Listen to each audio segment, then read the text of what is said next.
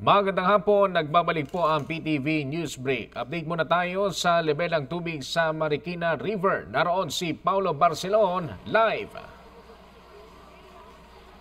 Ralph, mula sa 17.2 meters kaninang bandang alas 11 ng umaga ay unti-unti nang bumababa yung level ng tubig dito sa Marikina River. Kung ating may papakita sa ngayon, ito yung sitwasyon ng Marikina River. Kitang-kita natin na unti-unti nang bumababa yung sitwasyon ng tubig pero nananatiling mabilis yung daloy nito. In fact, kani-kanina nga lamang bago tayo mag-umere, ay kitang-kita natin na lumilipat na o lumalapit itong tubig dun sa Pampang. Kaya naman yung isang sasakyan ay nakita natin na medyo sumabit at inanod nitong tubig baha. Ito, pwede natin pakita sandali, Ralph.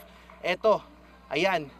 So ayan, kitang-kita natin medyo pinagkakaguluhan nitong mga usisero. Itong isang sasakyan na tila inanod ng baha. Kaya naman paalala natin sa ating mga kababayan, kung tayo naman ay walang importanteng gagawin dito sa may bandang area ng Marikina River Banks, ay wag na tayong tumuloy at wag na natin i-risk yung ating mga sasakyan para na rin sa kaligtasan at para ma-spare na rin tayo sa ano pa mga aberya. Nagtaas na rin kanina, Ralph, ang NDRRMC ng Orange Rainfall Alert bandang alauna ng hapon dito yan sa Metro Manila, Cavite, Laguna, Batangas at Rizal. Kaya pinag-iingat po natin ang ating mga kababayang nasa mga mabababang lugar at malapit sa ilog sa posibleng pagbaha.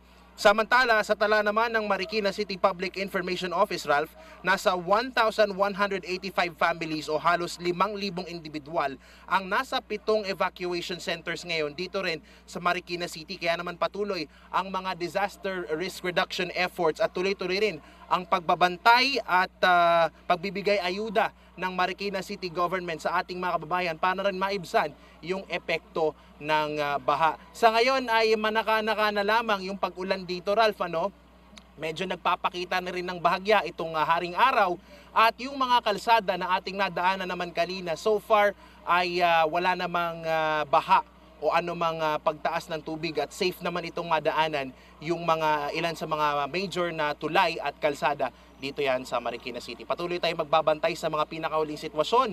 Kasama mo live mula rito sa lungsod ng Marikina, Paulo Barcelon para sa Bayan.